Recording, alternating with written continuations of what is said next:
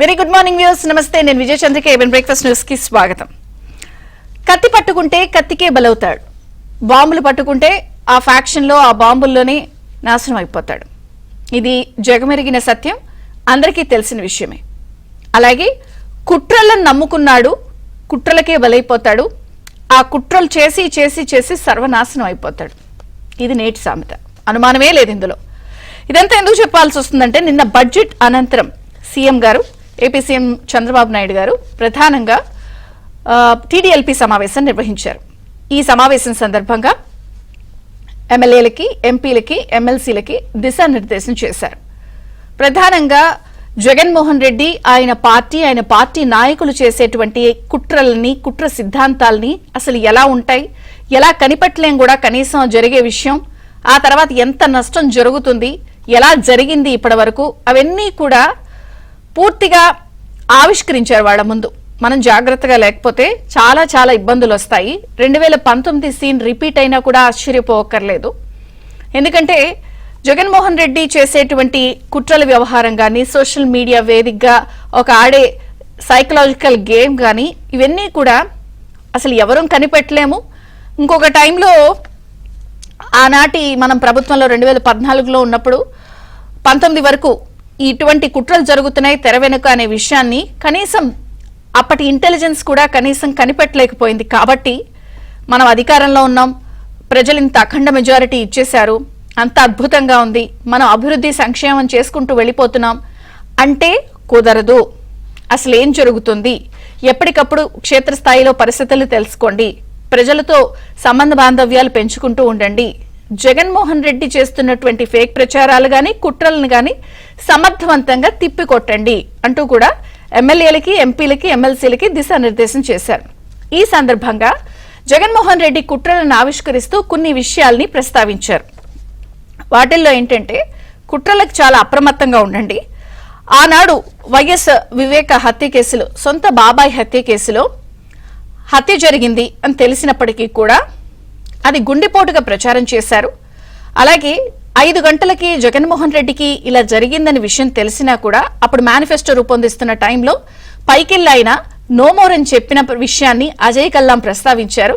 ఇన్ని విషయాలు తెలిసినప్పటికీ కూడా నా చేతిలో కత్తి పెట్టి నారాసురు రక్త చరిత్ర అంటూ పేపర్లో వేసి ప్రసారం చేశారు. నిజంగా అసలు ఏం చేయాలో అర్థం కాని పరిస్థితి. కాసేపు వాళ్ళు ప్రసారం చేసిన గుండెపోటు వ్యవహారం నిజంగానే గుండెపోటు అని మనం నమ్మాల్సి వచ్చింది. ప్రభుత్వంలో ఉండి కూడా ఇన్ని జరుగుతున్న విషయాలను ఇంటెలిజెన్స్ కనిపెట్టలేకపోయింది. కాబట్టి జగన్మోహన్ రెడ్డి చేసేటువంటి కుట్రలు ఇలా ఉంటాయి. ఆ తర్వాత జరగాల్సిన నష్టం జరిగింది, ఓటమికి దారితీసిన పరిస్థితులు అందరికీ తెలుసు అంటూ ఆ విషయం చెప్తూనే కోడికత్తి డ్రామాలు కానీ, మొన్న ఎలక్షన్స్ లో గులకరాయి డ్రామా వ్యవహారాల్లో కానీ, సోషల్ మీడియా వేదికగా ఫేక్ ప్రచారాల అంశాలను కానీ, అలాగే తాజాగా మాజీ ఎంపీ గోరంట్ల మాధవ్ చేసినటువంటి కామెంట్స్ కూడా చర్చకు వచ్చాయి. ఎందుకంటే ఒక 2 రోజుల క్రితం అనుకుంటా అంతర్యుద్ధం వస్తుంది, కూటమిని ఎదిరించే పరిస్థితులు ఉంటాయి, ప్రజలు తిరగబడే పరిస్థితి వస్తుందన్న విషయాన్ని కూడా సీరియస్ గా తీసుకోవాలన్న విషయాన్ని కూటమి ప్రభుత్వం నిన్న చర్చించింది. ఈ విషయాన్ని కూడా తేలిగ్గా తీసుకోవద్దు అని ఎమ్మెల్యేలకి, ఎంపీలకి, ఎమ్మెల్సీలకి అన్ని విషయాల్ని దిశానిర్దేశం చేశారు. ఏ విషయాన్ని కొట్టిపారేయకండి, తేలిగ్గా తీసుకోవద్దు, చాలా అంశాలు ఇందులో సీరియస్ గా ఉన్నాయి, మనం అభివృద్ధి సంక్షేమం చేసుకుంటూ వెళ్తున్నాం, కానీ ప్రజలు ఒక్కొక్కసారి వాళ్ళ మైండ్ సెట్ ని వీళ్ళు ఎలా కుట్రలతో నింపేస్తారన్నది కూడా మనం గమనించుకుంటూ ఉండాలి అని చెప్తూనే కమిటీలు, అలాగే పక్కన తిరిగే వారిని కాదు పనిచేసే వారిని కూడా సిఫారసు చేయండి, పదవులన్నీ కూడా నేను మార్చి ఎండింగ్ కల్లా భర్తీ చేస్తాను, అలాగే క్యాడర్ లో కొంత అంతరం పెరుగుతోంది, ఎవరు కూడా నోరు జారి మాట్లాడద్దు, ఇష్టం వచ్చినట్టు ప్రవర్తించొద్దు, నోరు అదుపులో పెట్టుకోండి, అన్ని రిపోర్ట్స్ నాకు వస్తున్నాయి, ఎవరెవరు ఏం చేస్తున్నారో తెలుస్తుంది. ఇప్పుడు ప్రస్తుతం చెప్పడానికైతే చెప్పాను, కానీ తర్వాత ఇండివిజువల్ గా ఒక్కొక్కరిని కూర్చోబెట్టి అన్ని విషయాలు మాట్లాడతాను. అలాగే 5 ఏళ్ళు ఎన్ని హింసలు పెట్టినా, ప్రాణాలు తీసినా చాలా మంది పార్టీతో ఉన్నారు, వాళ్ళందరినీ కూడా ఎవరనేది మనం గుర్తించాలి. ఎప్పటికప్పుడు సమస్యలుంటే అంతర్గతంగా చర్చించాలి, కానీ ఇష్టం వచ్చినట్టు దోషులు చేసుకోవడం, మీడియాలో బయటకు వచ్చి ఇష్టం వచ్చినట్టు ప్రవర్తించి మాట్లాడడం అనేది సరికాదు. అలాగే ఈ ఏదైతే నిన్న ప్రధానంగా 10 సూత్రాలు, 12 ప్రగతికి 10 సూత్రాలు అంటూ 2025-26 ఆర్థిక సంవత్సరానికి ప్రవేశపెట్టినటువంటి పూర్తి స్థాయి బడ్జెట్ ని జనంలోకి తీసుకెళ్లండి, మన ఉద్దేశాలు, లక్ష్యాలు, ప్రభుత్వం ఏం చేస్తుందో క్లియర్ కట్ గా చెప్పండి అంటూ కూడా దిశానిర్దేశం చేశారు. అయితే ప్రధానంగా నిన్నటి ప్రవేశపెట్టినటువంటి మంత్రి పయ్యావుల కేశవ్ గారు 2025-26 ఆర్థిక సంవత్సరానికి ప్రవేశపెట్టిన బడ్జెట్ 3,22,359 కోట్ల రూపాయల బడ్జెట్ ని జనంలోకి తీసుకెళ్లండి. ఎందుకంటే 10 సూత్రాలతో దీన్ని ఆవిష్కరించారు. నైపుణ్యం, ఉపాధి కల్పన, జనాభా, మానవ వనరుల అభివృద్ధి, అలాగే వ్యవసాయం అభివృద్ధి, టెక్నాలజీ విస్తృత వినియోగం, స్వచ్ఛాంధ్ర, అత్యుత్తమ నాణ్యమైన ఉత్పత్తుల తయారీ, చౌకగా ఇంధన ఉత్పత్తి, మెరుగైన రవాణా సదుపాయాలు, పేదరిక నిర్మూలన, ఈ 10 పాయింట్ల 10 పాయింట్ ఫార్ములాతో దీన్ని ఆవిష్కరించారు. అలాగే ప్రతి రంగానికి చక్కగా కేటాయింపులు జరిగాయి, స్పష్టమైన కేటాయింపులు ఇచ్చారు. అలాగే ఎప్పుడెప్పుడా అని చెప్పి సూపర్ 6 పథకాలని జనం వెయిట్ చేస్తున్న వాటికి కూడా క్లియర్ కట్ గా కేటాయింపులు మనం చూసాము. అలాగే 2047 విజన్ డాక్యుమెంట్ దిశగా కూడా కేటాయింపులు మనకు కనిపించాయి. అన్నదాత సుఖీభవ కింద రైతుకు 20,000 ఇచ్చేందుకు కూడా కేటాయింపులు జరిగాయి. తల్లికి వందనం, ప్రతి విద్యార్థికి 15,000 రూపాయలు ఇచ్చే విధంగా కేటాయింపులు జరిగాయి. అలాగే అమరావతికి ఒక 6,000 కోట్ల రూపాయలు కేంద్రం గ్రాంట్ ఇచ్చే అంశాలని కూడా పొందుపరిచారు. అలాగే ఎన్నికల కోడ్ అవ్వంగానే మార్చి 15 తర్వాత నుంచి అమరావతి పనులు ప్రారంభమయ్యే అవకాశం స్పష్టంగా కనిపిస్తున్న నేపథ్యంలో ఇక బడ్జెట్ లో అన్ని విషయాలు, అన్ని కేటాయింపులు చేసినప్పటికీ కూడా ప్రభుత్వం ముందున్న కొన్ని సవాళ్లు ఉన్నాయి. ఎందుకంటే గత 5 ఏళ్ల ప్రభుత్వంలో ఆర్థిక సంక్షేమం ఏ స్థాయిలో ఉందో అందరన్నీ చూశారు. అటువంటి పరిస్థితుల నుంచి 2 ఓటాన్ అకౌంట్ల తర్వాత ప్రవేశపెట్టిన పూర్తి స్థాయి బడ్జెట్ పై నిజంగా హర్షాతిరేకాలు అయితే స్పష్టంగా వ్యక్తమవుతున్నాయి. ప్రతి రంగానికి స్పష్టమైన కేటాయింపులు, అసలు వీళ్ళు ఇందులోంచి బయటపడగలరా, ఎట్లా చేస్తారో అన్నదానికి క్లియర్ కట్ గా సమగ్రమైన నివేదికతో బడ్జెట్ ని ప్రవేశపెట్టారు. అసలు నిజంగా చెప్పాలంటే కేటాయింపుల వరకు కూడా అద్భుతంగా ఉన్నా కూడా కూటమి ప్రభుత్వానికి కొన్ని సవాళ్లు ఉన్నాయి. ఏంటంటే చూసిన మేర, కేటాయింపులు చేసిన మేర ఆదాయం సృష్టించుకోగలరా, సంపద సృష్టించుకోగలరా, ఆ మేర ఖర్చు పెట్టగలరా? ఎందుకంటే కేటాయింపులు చేసినప్పుడు సంపద సృష్టి జరగాలి, ఆదాయం రావాలి, ఆ మేర ఖర్చు పెట్టగలగాలి. ఇది ప్రధానమైన సవాల్. మరి ఆ మేర వృద్ధి రేటు సాధిస్తారా? జిఎస్డిపి విషయంలో మరి సంపద సృష్టించే విషయంలో ఉన్నటువంటి సవాళ్లు ఏంటి? అలాగే సేమ్ టైం జగన్మోహన్ రెడ్డి కుట్రలను ఆవిష్కరించిన నేపథ్యంలో చేసినటువంటి దిశానిర్దేశం అర్థమవుతుందా?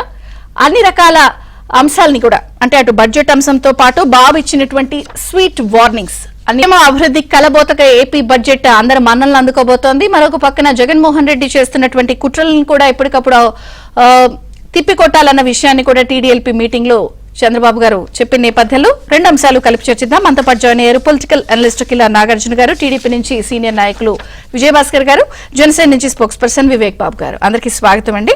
కిలా నాగార్జున గారు, మీతో ప్రారంభిస్తాను. ఎందుకంటే నిన్న చూసినటువంటి ప్రవేశపెట్టిన పూర్తి స్థాయి బడ్జెట్ చూసిన తర్వాత సంక్షోభం నుంచి అమ్మయ్య వీళ్ళు బయటపడ్డారు, పూర్తి స్థాయి బడ్జెట్ లో పెట్టారు, కేటాయింపులు చేశారు. అలాగే సంపద పెంచుకునే దిశగా కేటాయింపులు జరిగాయి అంటే విజన్ ఆవిష్కరించారు అని అనుకోవచ్చా? 1. 2, ఎమ్మెల్యేలకి, ఎంపీలకి, ఎమ్మెల్సీలకి ఏది తేలిగ్గా తీసుకోవద్దు అన్న వార్నింగ్ ఇవ్వడాన్ని కూడా ఎలా చూడాలి? మీకు ఛానల్లో ఉన్నటువంటి పెద్దలకు, అలాగే ఏటీఎం వీక్షకులకు శుభోదయండి. నిన్న ప్రవేశపెట్టినటువంటి బడ్జెట్ ఏదైతే ఉందో 3,22,000 కోట్ల రూపాయల భారీ బడ్జెట్ ఏదైతే ఉందో దాంట్లో జరిగినటువంటి కేటాయింపులు అవన్నీ కూడా చూస్తే సముచితంగా అన్ని శాఖలకి ఇప్పుడున్నటువంటి ఆర్థిక వనరుల దృష్ట్యా బాగానే జరిగినట్టుగా మనకు కనపడుతుందండి. అటు వ్యవసాయానికి కానివ్వండి, తర్వాత పథకాలకు కానివ్వండి, పోలవరానికి, అలాగే అమరావతికి చాలా చక్కటి కేటాయింపులు జరిగింది. విమర్శించే వాళ్ళు రకరకాలుగా విమర్శిస్తారు, దానికి మనం పెద్దగా పట్టించుకోవాల్సింది లేదు. అయితే ఇందాక మీరు అన్నట్టుగా ముఖ్యంగా మనం చర్చించుకోవాల్సింది చంద్రబాబు నాయుడు గారు నిన్న మాట్లాడినటువంటి మాటలు. విజయ్ చంద్ర గారు మీకు జ్ఞాపకం గతంలో మనం డిస్కషన్ లో ఉన్నప్పుడు మనం మాట్లాడుకున్నాం, గుర్తుందా? ప్రీవియస్ డిబేట్ లో కూడా ఇదే అంశం మాట్లాడుకున్నాం మనం. చంద్రబాబు గారు నిన్న టీడీఎల్పీ మీటింగ్ లో కూడా అన్నారు, అదే అన్నారు. అప్పుడు వచ్చి తెలుగుదేశం వ్యక్తులు నేను ఇదే ప్రశ్న వేశాను. అవతల వాళ్ళు చేయండి కూడా ఢిల్లీ దాకా వెళ్ళి నమ్మకేసుకొని చెప్పుకుంటూ వస్తుంటే మీరు చేసింది కూడా ఎందుకు చెప్పుకోలేకపోతున్నారు? తెలుగుదేశానికి మొట్టమొదటి నుంచి ఇది ఒక పెద్ద వీక్నెస్ అండి. దాన్ని ఇవాళ చంద్రబాబు నాయుడు గారు మరొకసారి వాళ్ళ దృష్టికి తీసుకురావడం జరిగింది. కేటాయింపులు బాగున్నాయి, మిగతా అంతా బాగున్నా విజయ్ చంద్ర గారు గ్రాస్ రూట్ లెవెల్లో ఏం జరుగుతుంది అనేటువంటి చంద్రబాబు నాయుడు గారు మొత్తం గట్టిగా పట్టించుకోవాలనేటువంటి నా కోరిక. ఎందుకంటే గతంలో ఎమ్మెల్యే ఎమ్మెల్యేలు అనేటువంటి వాళ్ళకి మొన్న ఎలక్షన్ లో చూసామండి, కనిష్టంగా 40 నుంచి 50 కోట్ల రూపాయలు, గరిష్టంగా 100 నుంచి 110 కోట్లు ఖర్చు పెట్టినటువంటి ఎమ్మెల్యేలు కూడా ఉన్నారు. ఇంత ఖర్చు పెట్టినటువంటి వీళ్ళు ప్రజాసేవ చేయడానికి ఇన్ని కోట్లు ఖర్చు పెట్టి వచ్చారు అంటే మనం నమ్మకానికి లేదు. నెంబర్ 1. గతంలో ఎమ్మెల్యేలు అంటే ఏంటంటే పరిమితమైనటువంటి ఆదాయం ఉండేది, ఏదో తెలుసో తెలియక చిన్న చిన్న పర్సంటేజ్ సంతృప్తి ఉండేవారు. కానీ వైఎస్ఆర్సీపీ వచ్చిన తర్వాత అవినీతి అనేటువంటి దాన్ని సంస్థాగతం చేసి ఒక ఎమ్మెల్యే ఇన్ని 100 కోట్ల రూపాయలు సంపాదించుకోగలుగుతాడనేటువంటిది ప్రూవ్ చేశారు. చేసిన తర్వాత ఇవాళ చాలా మంది దురదృష్టకరమైన విషయం ఏంటంటే, బాధతో నేను ఈ మాట చెప్తున్నాను, తెలుగుదేశంలో ఉన్నటువంటి చాలా మంది 50% ఎమ్మెల్యేస్ కూడా ఈ దండాల్లోకి ఎక్కువగా దిగేసి అక్కడ ఉన్నటువంటి వైసీపీ నాయకులతో కూడా వీళ్ళు పొత్తు పెట్టుకొని చేస్తున్నారు అనేటువంటిది గ్రాస్ రూట్ లెవెల్లో వినిపిస్తున్నటువంటి మాట. మరి మాలాంటి వాళ్ళకి మా దృష్టికి వచ్చినప్పుడు మరి ఇంటెలిజెన్స్ వ్యవస్థ ఉంది, ప్రభుత్వం వీళ్ళు వెళ్తాం లేదా అనేటువంటి డెవలప్ వస్తున్నాయి. ఇప్పుడు ఏమవుతుందంటే, చంద్రబాబు నాయుడు గారికి మొదటి నుంచి ఉన్నటువంటి అలవాటు ఏంటంటే పర్ఫెక్షనిస్ట్. ఏ పని చేసినా పర్ఫెక్ట్ గా ఉండాలి, ఎక్కడ తప్పు జరగడానికి వీల్లేదనేటువంటి భావంతో అన్ని మంత్రిత్వ శాఖల బాధ్యతను కూడా ఆయన మీద ఆయన ప్రతిష్ఠాల మీద వేసి అన్ని పని వల్ల ఏమవుతుందంటే, మిగతా మంత్రులు అనేటువంటి వారు ఇప్పుడు గమనించండి, ఏం చెప్పారు, 5-6 మినిస్టర్లు తప్పితే క్రియాశీలకంగా ఉండి వాళ్ళ శాఖ పట్ల తప్పు సాధించుకున్నటువంటి మంత్రులు ఎంతమంది ఉన్నారు? ఎప్పుడైతే వాళ్ళ శాఖ మీద వాళ్ళకి తప్పు లేదో, ఎమ్మెల్యేలకు పని లేకపోవటం వల్ల ఏమైపోతుందంటే ఎవరి పనుల్లో వాళ్ళు ఉంటున్నారు. కాబట్టి చంద్రబాబు నాయుడు గారు ఇవాళ చేయాల్సింది కూడా ఏంటంటే, ఆయనకి విన్నపం కూడా ఏంటంటే, ఒక రాష్ట్ర ముఖ్యమంత్రిగా ఏ శాఖ మంత్రికి ఆ శాఖకి తన శాఖని ఇండిపెండెంట్ గా చేసుకునేటువంటి బాధ్యత వారికి అప్పచెప్పారు. ఇప్పుడు చూడండి, 8 నెలల కాలం అవుతుంది, ఒక్క మంత్రి అయినా బయటకు వచ్చి తన శాఖ పట్ల రివ్యూ చేస్తానని కానీ ఇది జరుగుతుంది అనేటువంటి ప్రెస్ మీట్ ఒక్కన్నా చూసామని మనం ఇంట్లో. ఇప్పుడు గతంలో చంద్రబాబు నాయుడు గారు అన్నట్టుగా చాలా రకాల దుష్ప్రచారాలు చేశారు. వివేకానంద హత్య కేసు దగ్గర నుంచి, పింక్ డైమండ్ దగ్గర నుంచి, ఒకే సామాజిక వర్గానికి 40 టీఎస్పీ పోస్టులు ఇచ్చారన్న దగ్గర నుంచి దీన్ని మరి ఎందుకు కౌంటర్ చేయలేకపోయారండి. అలాగే ఇప్పుడున్నటువంటి ఎమ్మెల్యేలు కూడా ఏంటంటే ఆదాయం మాత్రం 60-70 కోట్లు 80 కోట్లు ఖర్చు పెట్టినప్పుడు ఏంటంటే వాళ్ళు రికవరీ ప్రాసెస్ లో ఉన్నారు. దీన్ని కనుక నేను అనుకోవడం ఆయన దృష్టికి వచ్చింది కాబట్టి నిన్న అన్యాపదేశంగా చెప్పారు, జాగ్రత్త మాట్లాడేటప్పుడు చేసే పనులు అన్ని విషయాలు తెలుస్తున్నాయి, నోళ్ళు అదుపులో పెట్టుకోండి, జాగ్రత్తగా ఉండండి, నాకు అన్ని తెలుస్తున్నాయి అనేటువంటి నేనంటుంది ఏంటంటేనండి, ఇది ఇంత సున్నితమైనటువంటి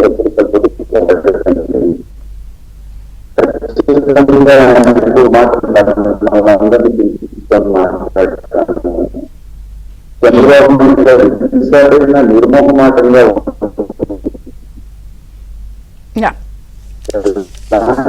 మొహమాటాలకు వెళ్లకుండా అందరూ రివ్యూ చేస్తూ ఎవరి పని ఉంటే భావన ప్రజలు పెట్టింది. లేకపోతే ఇలాగే కనుక ఇంకో సంవత్సరం కంటిన్యూ గాట్ ఇట్ సార్. మీరు అన్న పాయింట్లని చంద్రబాబు గారు నిన్న అన్న విషయాల్ని కూడా టీడీపీ జనసేన తో మాట్లాడదాం.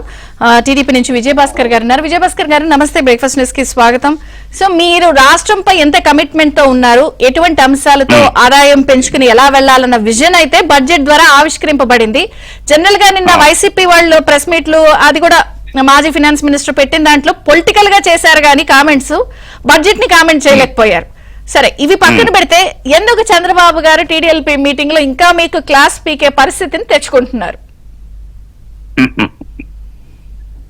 అది కాదు, తల్లిదండ్రులు వాళ్ళు బ్రతికున్నంత వరకు వాళ్ళ ముందు పిల్లలు చిన్నవాడు, మన తల్లిలో తండ్రి మనం బయలుదేరుతున్నప్పుడు కూడా అనేక సూచనలు చేస్తుంటారు, పోతే సలహాలు ఇస్తుంటారు. అదేవిధంగా తెలుగుదేశం అనే ఒక పెద్ద ఉమ్మడి కుటుంబం, ఆ ఉమ్మడి కుటుంబానికి పెద్ద honourable chief minister, Telugu Desam party జాతీయ అధ్యక్షులు. మరి వారు అంటే ముందుగానే కీడించి మేలెంచాలన్న ఉద్దేశంతో గతంలో, ఇప్పుడు విశ్లేషకులు చెప్పినట్లు గతంలో అనేక దుష్ప్రచారాలను తిప్పికొట్టడంలో మనం వెనకబడ్డాం అని నిన్న జరిగిన లెజిస్లేచర్ పార్టీ మన జరిగినటువంటి ఎమ్మెల్యేలు, ఎంపీలు, ఎమ్మెల్సీ మీటింగ్ లో చంద్రబాబు నాయుడు గారు చెప్పారు. ఇక నుంచి ఆ పరిస్థితి రాకూడదు, కాబట్టి ఎప్పటికప్పుడు పబ్లిక్ తో ఇంటరాక్ట్ కావాలా, అదే విధంగా మన పథకాలని ప్రజలకు వివరించాలా. మనం స్వర్ణాంధ్ర సాధన దిశలో 2047 లక్ష్య సాధన దిశలో రూట్ మ్యాప్ ను రూపొందించుకుంటున్నాం. కాబట్టి గతంలో కూడా మనం విజన్ 2020 రూపొందించాం. అదే విధంగా ఇప్పుడు స్వర్ణాంధ్ర సాధన దిశలో ఉన్నాం. కాబట్టి ఈ బడ్జెట్ అపురూపమైన బడ్జెట్, మనం రంగు రుచి వాసన ఉన్న బడ్జెట్ రూపొందించుకున్నాం. ఇది ప్రజల కళల్లోకి సాకారం అవుతుంది. కాబట్టి ఈ విషయాలన్నీ ప్రజల్లోకి బడ్జెట్ విషయాలు అయితేమి, అదే విధంగా వైసీపీ వాళ్ళు చేసే దుష్ప్రచారాలను అయితేమి మీరు ఖండించాలి ఎప్పటికప్పుడు. లేకపోతే వీటిని ప్రజలు నమ్మే అవకాశం ఉంది. ఈ గోగుల్స్ ప్రచారాన్ని అడ్డుకోవాలా. అదే విధంగా మీరు కూడా ఈ మాఫియాలు గతంలో దానవ రాజ్యంలో జగన్ దానవ రాజ్యంలో జరిగినటువంటి ఈ మాఫియా పద్ధతులు అలాంటి వాటికి అసలుకి అవకాశం ఇవ్వద్దు. చాలా మంది అధికారం ఉన్నప్పుడు బెల్లం చుట్టూ ఈగలు చేరినట్టు అధికారం చుట్టూ ఈ స్మగ్లర్స్, బ్రోకర్స్, లోఫర్స్, డాఫర్స్ అంతా చేస్తారు. వాళ్ళు తప్పుదారి పట్టిస్తారు. కాబట్టి వాళ్ళని దగ్గరికి రానివ్వరు. అదే విధంగా విశుద్ధ పాలన మనది. ఈ విశుద్ధ పాలనకి శ్రీకారం చుట్టాలి. అదే విధంగా పితృవాక్య పరిపాలకుడైనటువంటి శ్రీరామచంద్రుడు కాదు విజయభాస్కర్ గారు, అంటే నేను అనేది ఈ సామెతలు లేకపోతే రివ్యూస్ వినటానికి బాగుంటాయి, ఈ కడుపు నింపు. నేను అనేది చెప్పాల్సిన పరిస్థితి ఎందుకు వచ్చింది? మీ వాళ్ళు ఇంకా అక్కడక్కడ అలాగా ఉన్నారా? ఎందుకంటే నాకు అన్ని తెలుస్తున్నాయి అని అంటున్నారు. సరే, శ్రీరాముడు ఇవన్నీ నేనేం అనట్లేదు. ఇవి మనకున్న లిమిటెడ్ టైంలో ఇవి చెప్పాల్సిన పరిస్థితి ఎందుకు వచ్చింది?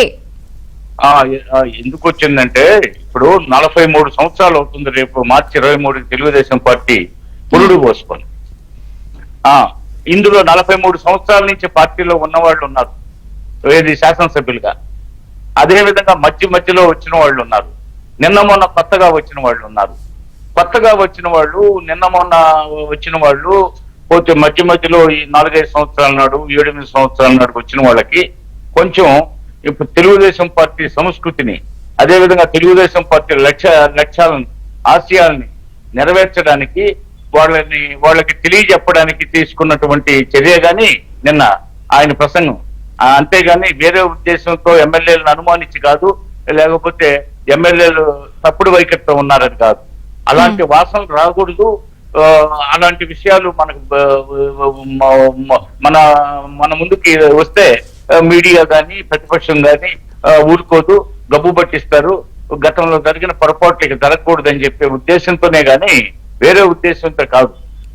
అదే విధంగా కొత్తగా వచ్చిన ఎమ్మెల్యేలు ఏదో ఇతర పార్టీల నుంచి వచ్చారు, వాళ్ళకి అదే సంస్కృతి ఉంది, పాత సంస్కృతి ఉంది, వాళ్ళు ఆ వాసనలు వేయడం లేదు అన్న ఇదేం కాదు. వాళ్ళకి సొంత తెలివితేటలు ఉన్నాయి. వాళ్ళు తెలుగుదేశం పార్టీ కల్చర్ ని జీర్ణించుకుంటారు. అలాంటి ఇబ్బందులు ఏముండవు. ఏమైనా చిన్న లోపాలు ఉంటే సవరించుకుంటారు. నిన్న ప్రసంగం అంతా అది ఒక ప్రబోధాత్మకమైనటువంటి ప్రసంగం. కాబట్టి వాళ్ళ జ్ఞానోదయం కలుగుతుంది. అంటే నేను అనేది 2 నెలలకోసారి అప్పారావు నువ్వు ఇలా చేయి, సుబ్బారావు నువ్వు ఇలా కూర్చో, ఇలా చెప్పడం వల్ల ఇవన్నీ వర్కౌట్ అవుతుందా? క్షేత్రస్థాయిలో ఎవరు వెళ్ళట్లేదు, ఎవరు తిరగట్లేదు అని కిలార్ నాగార్జున గారు కూడా క్షేత్రస్థాయిలో వేరే ఉందండి, వీళ్ళకి అర్థం కావట్లేదని అన్నారు కదా. అవును, క్షేత్రస్థాయిలో మీరు ఎమ్మెల్యేస్ ఎప్పుడు వాళ్ళ నియోజకవర్గాన్ని అంటిపెట్టుకుని ఉంటున్నారు. వివిధ గ్రామాల నుంచి ప్రతిరోజు నియోజకవర్గ కేంద్రంలో వాళ్ళు కూర్చున్నప్పుడు అనేక మంది వందలాది కార్యకర్తలు, ఒక్కొక్క ఎమ్మెల్యే ఇంటి ముందు చూడండి వందలాది మంది కార్యకర్తలు రౌండ్ ది క్లాక్ యోగంగావం నుంచి అర్ధరాత్రి వరకు పడిగాపులకు వస్తుంటారు. ఎమ్మెల్యే గారు బయట గ్రామాలకు ఏమైనా శంకుస్థాపనలో, ప్రారంభోత్సవాలు, లేకపోతే ఇప్పుడు 1వ తేదీ పింఛన్ల పంపిణీకి పోతారు. కొన్ని గ్రామాలు చూస్తారు. మళ్ళా వాళ్ళ కోసం పని ఉండే వాళ్ళంతా వాళ్ళు సాయంత్రం ఇంటికి చేరుకునే లోపు వాళ్ళ ఇంటి చుట్టూ కొన్ని వందల మంది ఉంటారు. అంటే ప్రతిరోజు గ్రామాలు తిరగాల్సిన పని లేదు. నిత్యం వాళ్ళని కార్యకర్తలతో వాళ్ళు నిత్యం ఇంటరాక్షన్ లో ఉంటారు. అదే విధంగా వీళ్ళు మధ్యలో గ్రామాల్లో జరిగేటటువంటి శుభకార్యాలకు పోతుంటారు, అశుభ కార్యాలకు పోతారు, ఇతర గృహ ప్రవేశాలకు పోతారు. అదే విధంగా అది కాదండి, చెప్పడానికి అమలుకి గ్యాప్ ఎందుకు వస్తోంది? 9 నెలలు అయినా కూడా ఈ పాయింట్ డిస్కస్ చేస్తున్నారు అంటే చెప్పడానికి అమలుకి ఎక్కడ గ్యాప్ ఉంది? ఆయన ఏమన్నారు, 2019లో ఇంత జరిగితే అసలు ఇంటెలిజెన్సే కనిపెట్టలేదు అన్నప్పుడు ఇప్పుడు కూడా ఆహా ఓహో అని కడుపు నింపి ఆత్మసంతృప్తి చెందిపోయి మీరు ఆనందపడిపోతున్నారా? ఇంకా 9 నెలలు అయినా చెప్తున్నారు అంటే ఏదో గ్యాప్ ఉందని అర్థం కదా. అంటే ఇంటెలిజెన్స్ అనేది గూఢచారి విభాగం వాళ్ళు కూడా మానవులే. వాళ్ళు ఇచ్చే రిపోర్ట్స్ కూడా అప్పుడప్పుడు నివేదికలు తప్పుదారి పట్టేగా ఉంటాయి. అదే విధంగా వాస్తవాలను గ్రహించలేని స్థితిలో వాళ్ళ నివేదికలు కూడా ఉంటాయి. వాళ్ళు సమాచార సేకరణలో ఒక్కోసారి విఫలం అవుతారు. రాష్ట్ర ప్రభుత్వానికి, రాష్ట్ర ప్రభుత్వ అధినేతకి ఇంటెలిజెన్స్ రిపోర్ట్ సబ్మిట్ చేయడంలో. అదే విధంగా పార్టీ కార్యకర్తల ద్వారా తెలుసుకుంటాడు అధినాయకుడు. అదే విధంగా ఎమ్మెల్యేలు, ఎమ్మెల్సీలు, ఎంపీల ద్వారా తెలుసుకుంటాడు. అదే విధంగా మంత్రుల ద్వారా తెలుసుకుంటాడు. వివిధ ఛానల్స్ ఉంటాయి.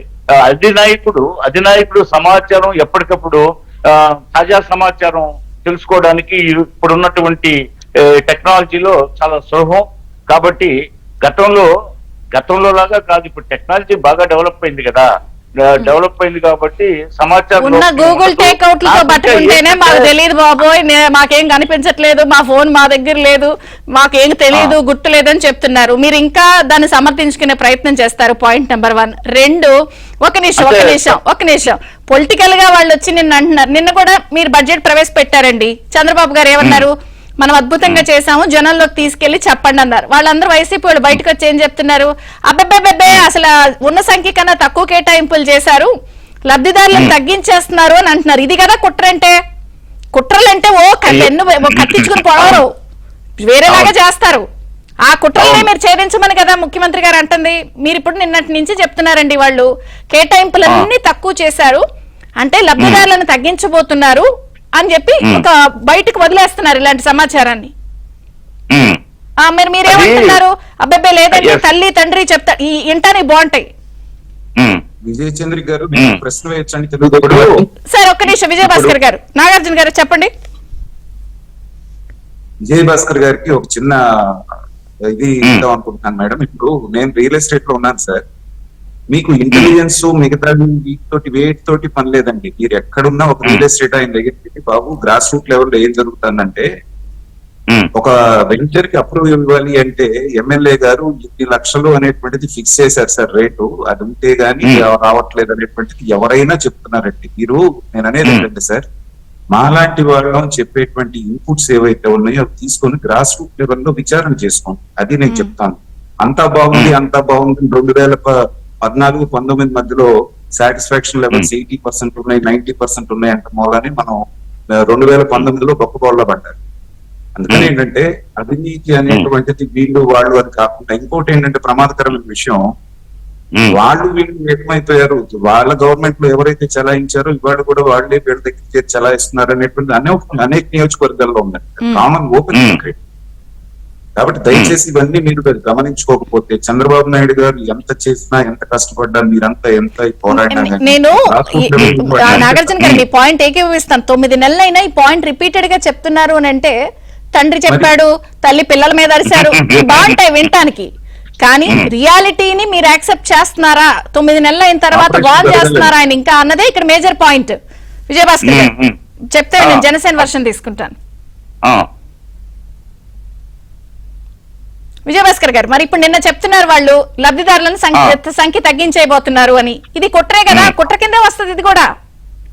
నో వాళ్ళు దుష్ప్రచారం. అది దుష్ప్రచారం. అసలు ఆలు లేదు, చూలు లేదు, కొడుకు పేరు సోమలింగం అన్నట్టు పథకాలు పథకం స్టార్ట్ కాక ముందే వాళ్ళు మేము లబ్ధిదారుల సంఖ్య తగ్గిస్తున్నాం పోతే అని దుష్ప్రచారం చేయడంలో అర్థం లేదు.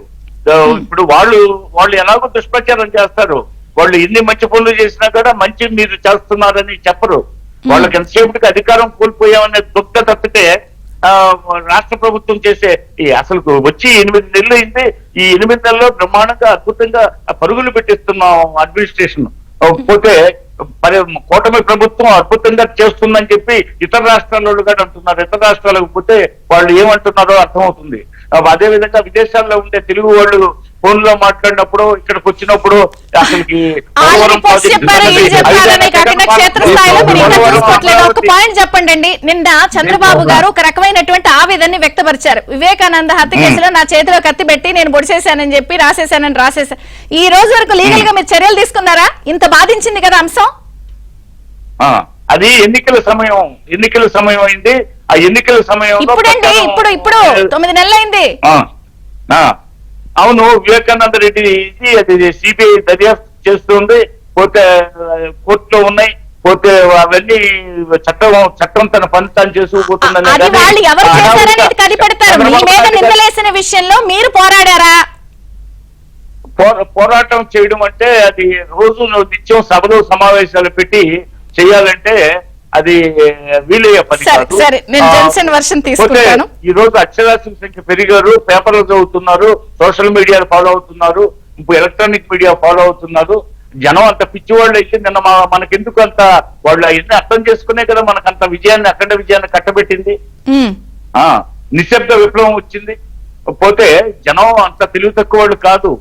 మనం చెప్పినంత మాత్రాన మనం తప్పు చేసి సమర్థించుకోవాలంటే వాళ్ళకి అంతరాత్మ ప్రబోధం ఉంటుంది. అందువల్ల ఏంటంటే మేము చెప్పంగానే జనం మేము అబద్ధాన్ని నిజమని చెప్తే వాళ్ళు నమ్మరు, నిజాన్ని అబద్ధం అని చెప్తే వాళ్ళు నమ్మరు.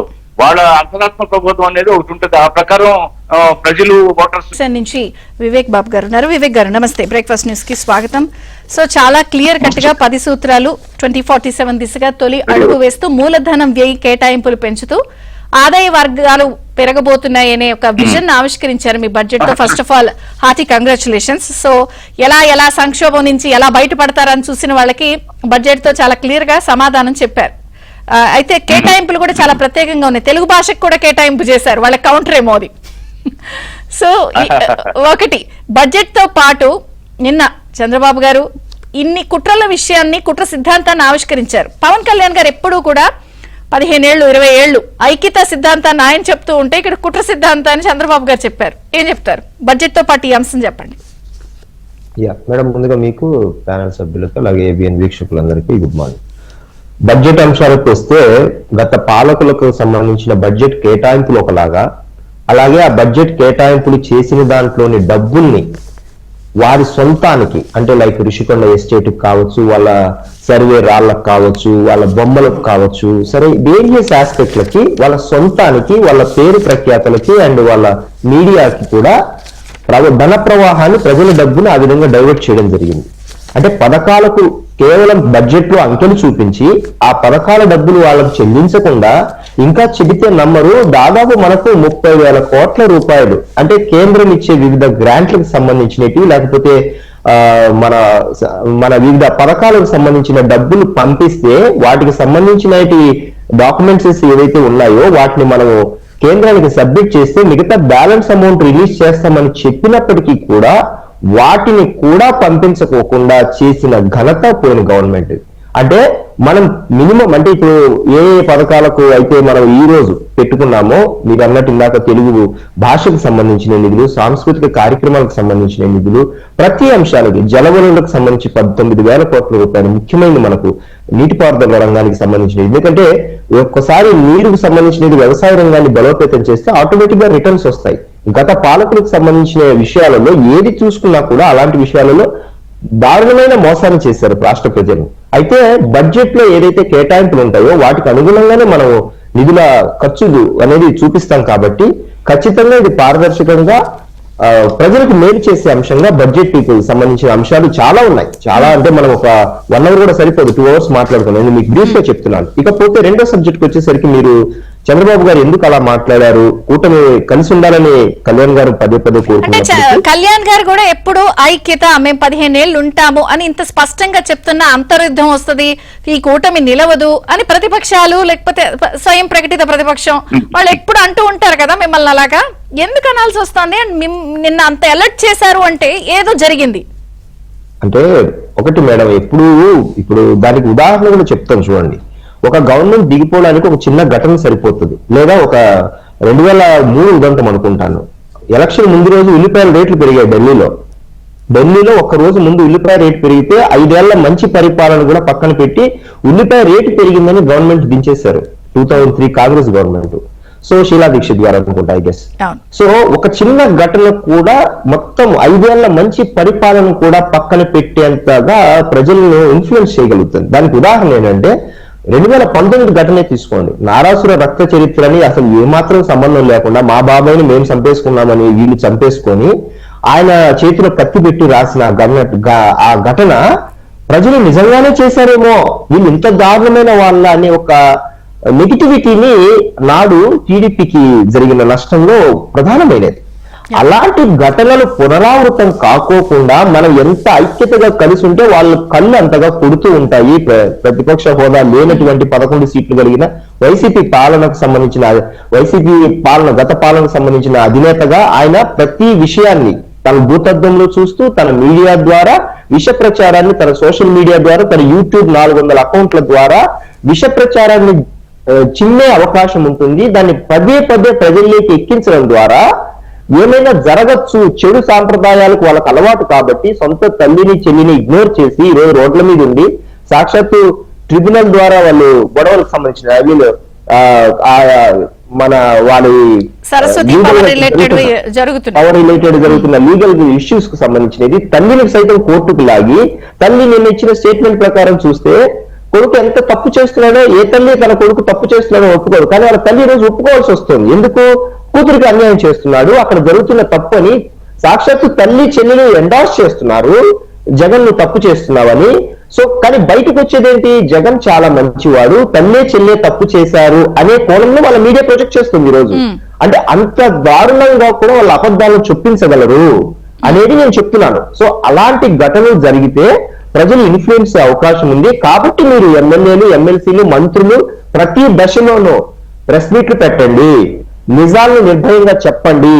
తప్పు జరుగుతోందని ఏ అవకాశం లేకపోతే పొరపాట్లు జరుగుతున్నాయి లేకపోతే విష ప్రచారం జరుగుతుందని ఎక్కడ మీకు అనిపించినా ఇమీడియట్ గా దానికి సంబంధించిన క్లారిటీ ఉన్నారు అంతర్యుద్ధం వస్తోంది అని, లేదా సోషల్ మీడియా వేదికగా అబ్బెబ్బే వాళ్ళకి ఏయో లుకలుకలు ఉన్నాయండి, ఏదో తేడా ఉందండి అనే ఒక సందర్భం ఆస్కారం ఎందుకు వస్తోంది? పవన్ కళ్యాణ్ గారు మేము కలిసే ఉంటాం అని చెప్తున్నా కూడా అంటే అది ఎలా ఉంటుందంటే మేడం, ఇప్పుడు ఏమీ లేని చోట నిప్పు లేని పొగ రాదు అనే పాత సామెతను తీసుకొచ్చి వీళ్ళు ఏం చేస్తున్నారంటే లేదు నిప్పు ఉంది పొగ ఉంది అని ఇంజెక్ట్ చేస్తున్నారు. అంటే ప్రజల్ని నిరంతరం ఆ విధమైన ఆలోచన తీసుకెళ్లి ఏదో ఉంది అనే ఆస్కారం కలిగించేలాగా ప్రవర్తిస్తున్నారు అని ప్రజల్ని ఒక మధ్య పెడుతున్నారు అనమాట, ఒక తప్పుడు విధానాన్ని తీసుకెళ్తున్నారు. అందుకే మీరు చెప్పిన దానికి ఇమీడియట్ గా అలాంటి ఆలోచన అంటే బిగినింగ్ లోనే దీన్ని రెక్టిఫై చేసుకోవాలనేది చంద్రబాబు గారి ఉద్దేశము. అప్పుడు గతంలో 5 ఏళ్ల పాటు జరిగినది ప్రభుత్వము సంక్షేమం అభివృద్ధి అనే కోణంలో ఆయన వెళ్ళిపోయాడు. కార్యకర్తలు పార్టీని పట్టించుకోలేదు కాబట్టి 19లో నష్టం జరిగింది. ఎప్పటికప్పుడు రివ్యూ చేసుకోవాలి. ఇప్పుడు ఈ రోజు 75 ఏళ్ల వయసులో ఆయన ప్రతి శనివారం మంగళగిరి తన కేంద్ర కార్యాలయానికి వెళ్లి ప్రజల నుంచి కార్యకర్తల నుంచి అర్జీలు తీసుకుంటున్నారు 4 గంటల పాటు నిలబడి. ఎందుకు తీసుకుంటున్నారు? అంత బిజీ షెడ్యూల్ లో కూడా ఒక ముఖ్యమంత్రిగా అన్ని శాఖలను చూసుకోవాల్సిన అవసరం ఉన్నప్పటికీ కూడా ఈరోజు సమయం కేటాయిస్తున్నారు. ఎందుకు కేటాయిస్తున్నారు? ఆయనకు తెలుసు కార్యకర్తలను పార్టీని ప్రజలను కాపాడుకోవాలి ఒక పక్క ప్రభుత్వంలో ఉంటూ కూడా అని. కాబట్టి బిగినింగ్ నుంచి ఆ పొరపాట్లు జరగకూడదని మంత్రులకు ఎమ్మెల్యేలకు కూడా చెప్పారు. ప్రతి శాఖకు సంబంధించిన మంత్రులకు చెప్పారు మీ శాఖలో ఏం జరుగుతుందో ఎప్పటికప్పుడు రివ్యూ చేయండి. నాగార్జున గారు అడిగిన దానికి మీరిద్దరు సమాధానం చెప్పలేదే, రివ్యూలో ఏ మంత్రులు చేయటం లేదు. ఇప్పటికే క్షేత్రస్థాయిలో కొన్ని చోట్ల కోవట్లున్నారు, అటు ఇటు కలిసి పనిచేస్తున్నారు. నేను చెప్తున్నాను, ఇప్పుడు పౌర సరఫరాల శాఖ మంత్రిగా నాదెండ్ల మనోహర్ గారు ఈ 8-9 నెలల్లో ఆయన ప్రతిరోజు గ్రౌండ్ లోనే ఉంటున్నారు.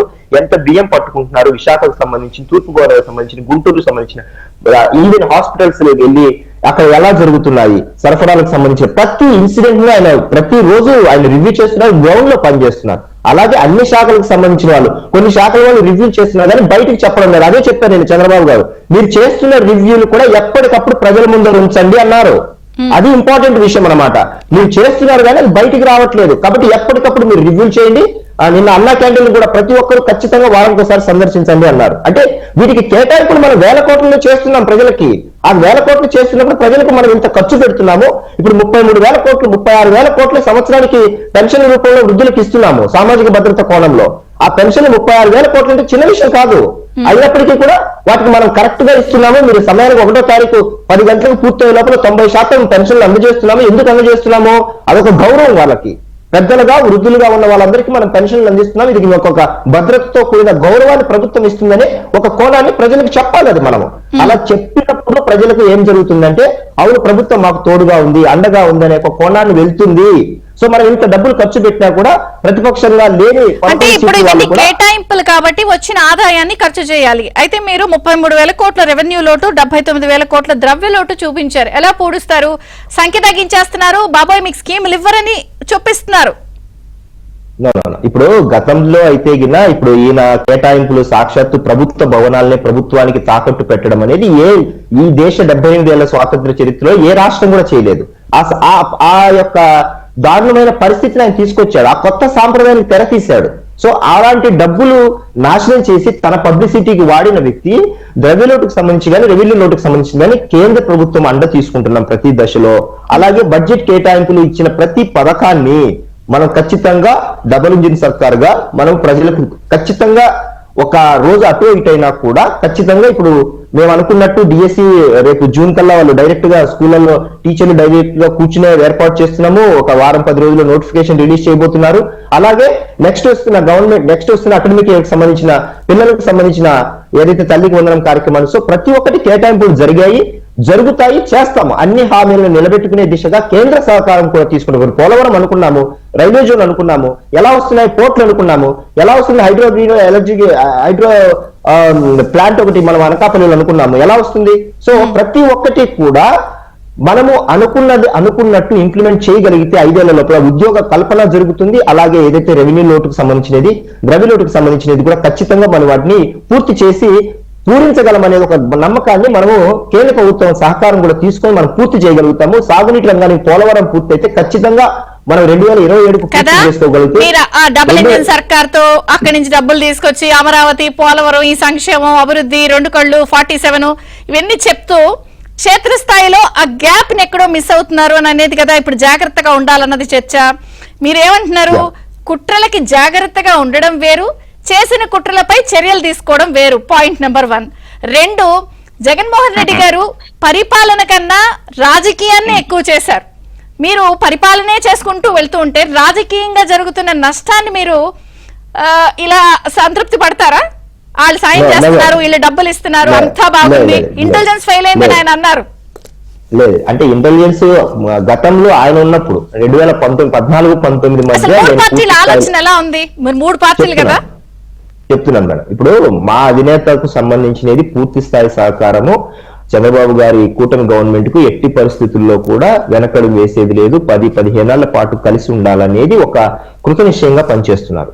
సో ఎప్పుడైతే కుట్రలు కుతంత్రాలు ఈ పార్టీ ఆలోచన, వైసీపీ ఆలోచన కాబట్టి నిరంతరము వాటిని ఎదుర్కొంటూనే ప్రజలకు వాస్తవాలు మీ ద్వారా మేము ఉన్నాం కాబట్టి, అలాగే మంత్రులు ఉన్నారు, ఎప్పటికప్పుడు కుట్రలు బయట పెడుతూనే అటు పక్క కేంద్రం నుంచి నిధుల సహకారం తీసుకుంటూనే రాష్ట్రాన్ని గాడిలో పెట్టే ఒక కార్యక్రమము, సంక్షేమాన్ని అభివృద్ధిని తీసుకెళ్తూనే ఇలాంటి కుట్రలు బయట పెడుతూనే బ్యాలెన్సింగ్ గా 3 పార్టీలు ఇప్పుడు మేమైతే ఇష్యూస్ తీసుకురావట్లేదు, బీజేపీ సైడ్ నుంచి ఇష్యూస్ రావట్లేదు. అయితే టీడీపీకి సంబంధించిన మేజర్ పార్టీ కాబట్టి వాళ్ళ సంఖ్యాబలం కూడా ఎక్కువ ఉంది కాబట్టి వారి పక్కనే ఎక్కువగా నిరంతరము చంద్రబాబు గారు ఫోకస్ చేస్తున్నారు. ఎందుకు? 133 సీట్లు ఉన్నాయి, మనం పెద్ద పార్టీగా ఉన్నాము, మీకు ఏమన్నా చిన్న చితక పొరపచ్చాలు ఉంటే ఇమీడియట్ గా నా దృష్టికి తీసుకురండి అనే కోణాన్ని నిన్న టీడీఎల్పీ సమావేశంలో చెప్పడం జరిగింది. ఇమీడియట్ గా రెస్పాండ్ తీసుకోండి, ప్రజల నుంచి వచ్చే ప్రతి వినతిలో తీసుకోండి, నియోజకవర్గాల్లో కూర్చోండి, రోల్ మోడల్ గా ఉండండి, కింద జరిగే ప్రతి అంశాన్ని తెలుసుకోండి. ఈసారి ఎట్టి పరిస్థితులు ఇది ఫైనల్ వార్నింగ్ గా చెప్తారు. ఒక్క నిమిషం విజయ భాస్కర్ గారు, ఇది మీరు ఆన్సర్ చేయండి. అన్ని తెలుసుకుంటున్నామండి, అన్ని ఇది ఎప్పటికప్పుడు అలర్ట్ చేసేలో భాగమే అని అంటున్నా ఒక విమర్శ వస్తోంది కదా, ప్రతిసారి అధికారుల మీద ఎక్కువ ఆధారపడుతున్నారు, ఈసారి కూడా అదే జరుగుతోంది అన్న విమర్శకి ఏం సమాధానం చెప్తారు? అంటే అధికారుల మీద అంటే ఇప్పుడు అధికారులు పరిపాలనా దక్షులు, వాళ్ళకి పరిపాలనలో విపరీతమైన అనుభవం ఉంటుంది. మరి ప్రభుత్వాలు మారుతాయి కానీ అధికారులు వాళ్లే ఉంటారు. ఎవరు అధికారులు ఉన్నా వాళ్ళ చేతనే మనం పనిచేయించుకోవాలి. అయితే అధికారుల మీద ఆధారపడటం కాదు. అయితే మీరు చెప్పినట్లు మీరు పరిపాలన ఒకటే కాదు, రాజకీయాన్ని రాజకీయంగా ఎదుర్కోలేకపోతున్నారు అనేది మీరు మొదటి నుంచి ప్రశ్నిస్తున్నటువంటి విషయం. మీరు చెప్పే దాంట్లో నేను ఇప్పుడు జగన్మోహన్ రెడ్డి గారు ఉన్నారండి, ఎక్కడైనా చంద్రబాబు గారిని మాజీ సీఎం అనే ఒక గౌరవప్రదంతో ఆయన వ్యవహరించారా? ఏకవచనాలతో ఆడు ఈడు ముసలాయన ఇట్లా కదా మాట్లాడారు. I don't want to repeat all these things, కానీ ఎట్లా చేశాడు ఆయన రాజకీయాన్ని? అతను రాజకీయ రౌడీ, అతను రాజకీయాలకు పనికిరాడు, దేశాన్ని పరిపాలించడానికి పనికిరాడు. పోతే అతను ఏదో తండ్రి సేవాన్ని అడ్డం పెట్టుకొని పోతే దుష్ప్రచారం చేసి కరెక్టే. చంద్రబాబు నాయుడు అలాంటి గారు, సోనియా చేసిన గాంధీ, వ్యక్తిని మీరు మళ్ళీ ఇప్పుడు ఎదుర్కోండి లేకపోతే కష్టం అని చెప్తున్నప్పుడు మీ ముగ్గురు కూర్చుని ఆలోచించుకుంటున్నారా? అంతర్యుద్ధం వస్తుందని చెప్తున్నారు వాళ్ళు ఇప్పుడు మళ్ళీ మొదలెట్టారు. గోరంట్ల మాధవ్ అని ఆయన పోలీస్ డిపార్ట్మెంట్ లో పనిచేశాడు. పోలీస్ డిపార్ట్మెంట్ లో పనిచేసి ఆయన రాజకీయాల్లోకి వచ్చాడు. ఆయనలో మొదటి నుంచి కర్కశత్వం ఉంది, మొదటి నుంచి అన్పార్లమెంటరీ లాంగ్వేజ్. ఆయన ఉద్యోగస్తుడిగా ఉండి అందులో పోలీస్ శాఖలో ఉండి ఆయన ఎలా పోలీస్ శాఖలో చేరాడో తెలియదు కానీ క్రమశిక్షణగా మారిపోయారు ఆ డిపార్ట్మెంట్. అలాంటి శాఖ పరువు తీశాడు పోలీస్ డిపార్ట్మెంట్ నుంచి వచ్చి. అనేక మంది పోలీసు వాళ్ళు ఆయన మా డిపార్ట్మెంట్ లో పనిచేశాడని చెప్పుకోవడానికి సిగ్గుపడుతున్నాం అంటున్నారు. మరి ఆ గోరంట్ల మాధవ్ అంతర్విత్యం అంటే ఆయన పిలుపుకి ఏమన్నా ఈయన మహాత్మా గాంధీ, డాక్టర్ బాబాసాహెబ్ అంబేద్కర్, కార్ల్ మార్క్సా, లెనినా, స్టాలినా, లేకపోతే ఎన్టీ రామారావా, చంద్రబాబు నాయుడా, లేకపోతే మోడీనా ఆయన పిలిపిస్తే ప్రజలు స్పందించడానికి? అంతర్విత్యమా? దమ్ముంటే ఆయన స్వగ్రామంలో పిలిపి ఇవ్వమని చెప్పి ఎంతమంది ఆయన పక్కన చేస్తారు.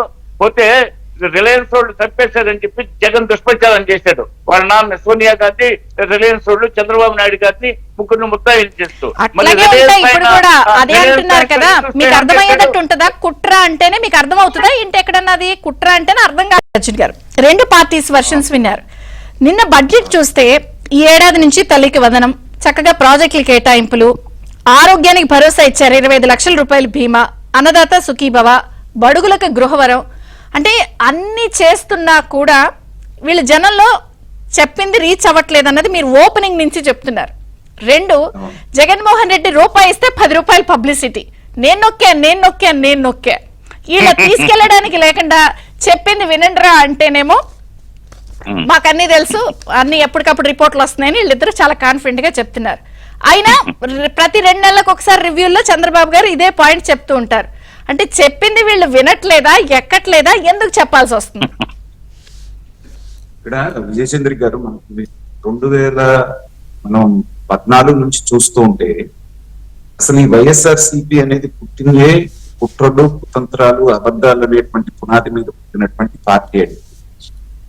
ప్రజల్ని భావోద్వేగాలకి గురి చేసి ఒకే అబద్ధాన్ని పదే చెప్పి నమ్మించడంలో వాళ్ళు మాస్టర్స్ డిగ్రీ చేశారు.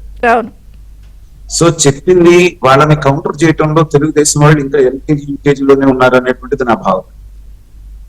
ఇప్పుడు అక్కడి నుంచి దాని నుంచి బయటపడాలనేటువంటిది నేను పదే చెప్తున్నటువంటి మాట అండి. తర్వాత ఇంకోటి కూడా ప్రమాదకరమైన విషయం ఏంటంటే, ప్రతిదీ చంద్రబాబు నాయుడు గారు చూసుకుంటారులే, చంద్రబాబు నాయుడు గారు సమాధానం చెప్తారులే, చంద్రబాబు నాయుడు గారు డిఫెండ్ చేసుకుంటారులే అనేటువంటి ధోరణి ఒకటి పార్టీలో ఇప్పుడే కాదండి, మొదటి నుంచి ఉంది.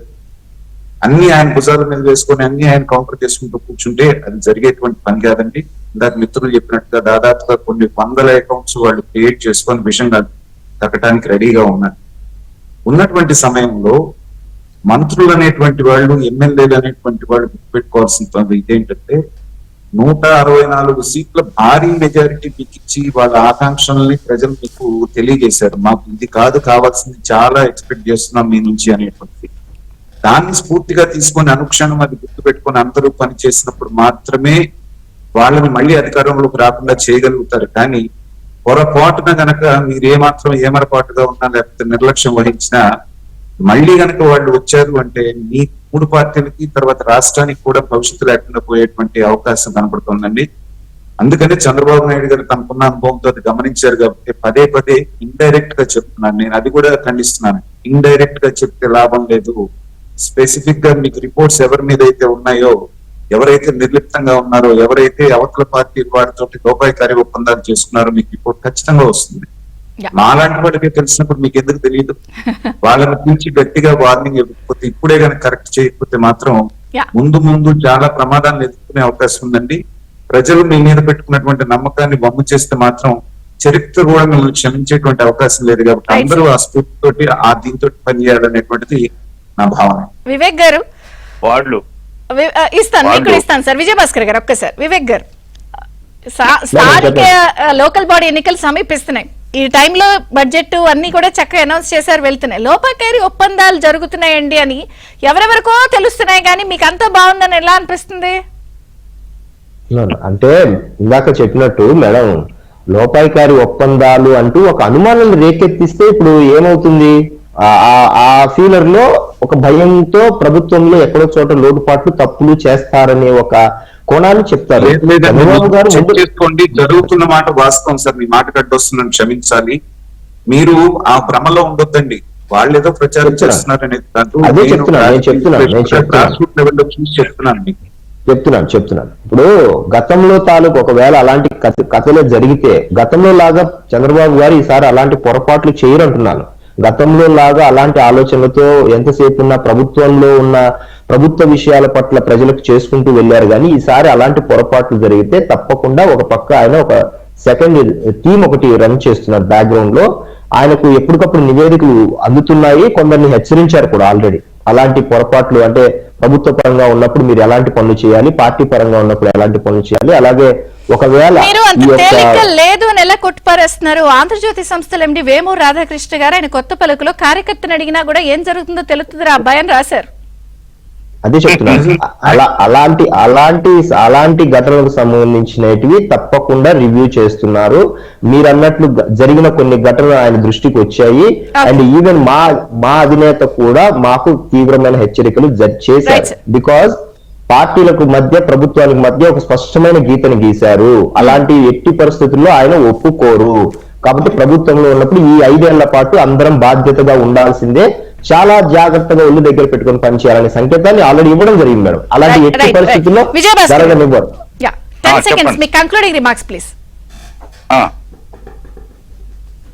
చెప్పండి. కంక్లూడింగ్ రిమార్క్స్ చెప్పాలి మీరు, ఎందుకంటే ఇన్ని విషయాలు ఉన్నాయి పబ్లిక్. అసలు మీరు ఏమంటున్నారు? అంతా బాగుంది, అన్ని తెలుస్తున్నాయండి, చంద్రబాబు గారికి తెలుస్తున్నాయంటే వాళ్ళు ఏమంటున్నారు? కొత్తగా ట్యాక్సులు వేసేస్తారంట, పన్నులు పెంచేస్తారంట, ఇవన్నీ మేము చెయ్యము అని 10 మంది 10 సార్లు బయటకు వచ్చి చెప్పాలి కదా. స్కీములు తగ్గించేస్తున్నారంట, లబ్ధిదారులు తగ్గించేస్తారంట. చెప్పండి మరి, ఇవేగా కుట్రలంటే. అవునవును. మీరు ఇప్పుడు ఆంధ్రజ్యోతి ఎండి గౌరవనీయులు రాధాకృష్ణ గారు తన కొత్త పలుకులో అద్భుతమైన మార్గనిర్దేశం చేస్తున్నారు, సద్విమర్శలుగా చేస్తున్నారు. కాబట్టి వారు ఆ కొత్త పలుకులో ఏ విధంగా అయితే విశ్లేషించి చెప్తున్నారో వాటన్నిటిని సవాలుగా తీసుకోవాలి, తప్పదు. అదే విధంగా నిన్న బాబు గారు నిన్న జరిగిన సమావేశంలో వెల్లడించిన విషయాల్లో భయాందోళన కాదు, కానీ గతంలో జరిగిన అనుభవాలను దృష్టిలో పెట్టుకొని ఇక వాళ్ళ సైకోసు మూడు పార్టీలు కూర్చుని ఆలోచన చేస్తున్నాయా ఇట్లా ఉందని? ఎప్పుడైనా కూర్చున్నారా? పార్టీల సమావేశం అనేది అంటే అధికారంలోకి రాగానే 3 పార్టీలు కూర్చొని వీటి మీద రాజకీయాలనే పొద్దుస్తాం వీళ్ళు. మరి అదే కదా, రాజకీయాన్ని పరిపాలనని రెండు వేరువేరుగా చేస్తున్నారు, మీకు రాజకీయం చేయట్లేదు అనేది కదా ఇప్పుడు విమర్శ. రాజకీయం చేస్తాం, ఎందుకు చేయము? వాళ్ళ పై ఎత్తులు వేస్తాం. పోతే వాళ్ళకంటే మేధావులు ఉన్నారు పార్టీలో, పోతే వాళ్ళు శాడిస్టు రాక్షసులను ప్రజలు గ్రహించారు. ఒక్కసారే మోసపోయారు వాళ్ళ చేతిలో. ఈసారి కూడా మోసం చేయాలా, ప్రజల్ని భ్రమంలో పెట్టాలా, మాయలో పెట్టాలని చెప్పి వాళ్ళు కళ్ళగొంటున్నారు.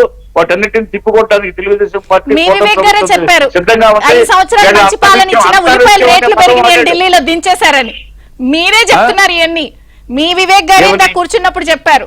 5 సంవత్సరాల మంచి పాలన అందించిన ఉల్లిపాయల రేట్లు పెరిగినాయని ఢిల్లీలో దించేశారండి అని. ఒక ఉల్లిపాయ పాయింట్ వాళ్ళకి అంటే ధరల ద్రవ్యోల్బణం నేను అనేది మీరు అర్థం చేసుకోండి. ఆ పాయింట్ ని ద్రవ్యోల్బణం ఆటలోకి థ్యాంక్ యూ మీరు రివ్యూ చేసుకోండి.